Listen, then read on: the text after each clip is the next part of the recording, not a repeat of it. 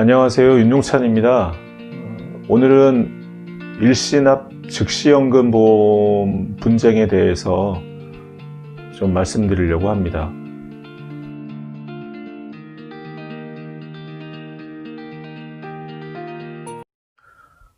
최근 언론 보도를 보니까 일시납 즉시연금보험 분쟁 건에 있어서 미래에셋생명과 소비자 간의 이제 법정 다툼이 있었는데 소비자가 승소하는 그런 결과가 있었습니다. 일시납 즉시연금보험은 연금을 꾸준히 받다가 만기가 되면 맨 처음 냈던 보험료 목돈을 그대로 한 푼도 빠짐없이 돌려받는 그런 연금보험입니다.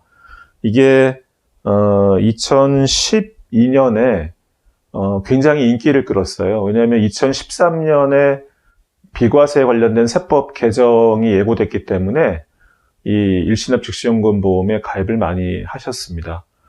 그때 보험회사들이 대부분 이제 주장했던 것이 아무리 금리가 떨어져도 최저 보증 2.5% 이런 거 많이 얘기했거든요. 즉 금리가 2.5%보다 떨어진다 하더라도 연금액을 최저 2.5%는 보증하고 주겠다. 이렇게 모두들 이제 알고 가입을 한 거죠. 실제로 이 보험을 판매하는 대부분의 보험회사 설계사들도 소비자가 받는 연금액이 아무리 금리가 떨어져도 최저 2.5%는 보장이 되고 그렇게 계산된 연금액을 받는 거라고 알고 있었습니다. 그런데 아주 웃지 못할 일이 벌어진 거죠. 한 신문 기사를 제가 잠깐 읽어드리려고 합니다. 주요 내용만 말씀드릴 건데요. 2012년에 삼성생명에 10억 원을 내고 일시납 즉시연금보험을 가입을 했습니다. 그런데 처음에는 매월 305만 원의 연금을 받았대요. 그런데 언젠가부터 몇 년 지난 다음부터는 월 138만 원의 연금이 지급되는 겁니다. 이 소비자는 최저 보증 2.5%라고 가정하면 최소 월 208만 원의 연금을 받아야 되는데 왜 내가 최저 연금액보다 못한 돈을 받느냐? 문제 제기를 한 거죠. 그러면서 이제 금감원에 민원도 넣고 했는데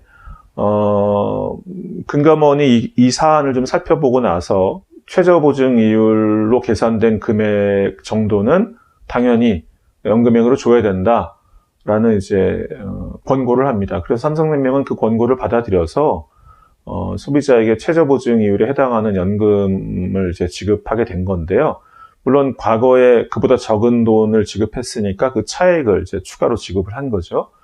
문제는 다른 소비자에게 발생했습니다. 어떤 다른 소비자가 또 삼성생명을 대상으로 연금액이 더 적어졌다, 최저 보증이율도 못 미친다고 하면서 민원을 금감원에 제기했는데 그때 금감원은 일시납 즉시연금보험이 연금액을 구성하는 보험의 구조 자체가 소비자가 오해하기 되게 쉽게 자세한 내용을 약관에 담고 있지 않다고 판단했기 때문에 삼성생명뿐만 아니라 이런 일시납 즉시연금보험을 판매한 모든 생명보험회사들에게 최저 보증 이율에 해당하는 연금액을 지급하라고 결정을 했습니다.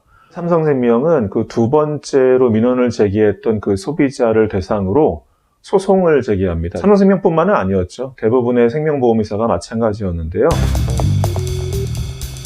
한 소비자가 이 일시납 즉시연금보험에 1억 원의 보험료를 납입했다고 가정하겠습니다. 그러면 그 1억 원이 모두 보험회사로 들어가서 거기서 이제 이자를 만들어내는 그런 구조가 아니고요. 그 1억 원 중에 각종 보험회사에 필요한 비용이나 수수료 또는 가입자가 사망했을 때 사망보험금을 지급하기 위한 재원 이런 것들을 그 1억 원에서 미리 떼어냅니다. 금감원 예에서는 600만 원으로 되어 있는데요. 그 1억 원에서 600만 원을 뺀 나머지 9,400만 원이 가입 시점부터 만기가 10년이라고 한다면 그 10년 동안 계속 굴러가는 거죠. 보험회사는 이 9,400만 원을 잘 굴려서 거기서 나오는 이자로 매월 그 연금액을 지급해야 됩니다. 그런데 그것만 주면 되는 게 아니라 보험회사는 이 보험의 만기인 10년이 되면 보험회사가 처음 받았던 돈, 그러니까 9,400만 원이 아니라 1억 원이겠죠. 그 1억 원을 소비자에게 고스란히 그대로 돌려줘야만 합니다. 그러니까 보험회사는 그 9,400만 원을 굴려서 나온 이자를 가지고 소비자에게 모두 다 연금을 줄 수는 없고요.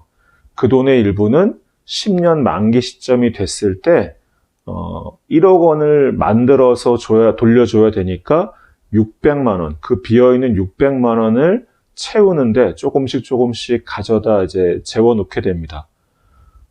문제는 이게 금리가 좋을 때는 소비자에게 충분한 매월 연금도 주고 나중에 만기 시점에 돌려줄 그 600만 원, 만기 환급금이죠. 그 부분도 다 채워 넣을 수가 있었는데 저금리 상황이 계속되다 보니까 발생한 이자 중에 1억 원을 돌려주기 위한 어떤 재원을 마련하는 돈 빼고 나머지로 이제 연금을 지급하게 됩니다. 그러다 보니 소비자가 가입 시점에 설명드렸던 것과는 다르게 연금액이 최저 보증되지 않는 그런 일이 발생한 것이죠. 금리가 낮아지는데도 불구하고 연금액을 최저 보증하라는 건 상품의 구조를 무시한 처사 아니냐, 이런 이제 반론을 제기합니다. 그런데 금감원이 보기에는 연금액이 무조건 최저 보증되는 것은 아니고 금리가 떨어지면 최저 보증 이율에도 못 미치는 연금액을 받을 수 있다라는 내용을 약관이나 상품 설명서에 제대로 넣어놓고 팔지 않았다는 거죠.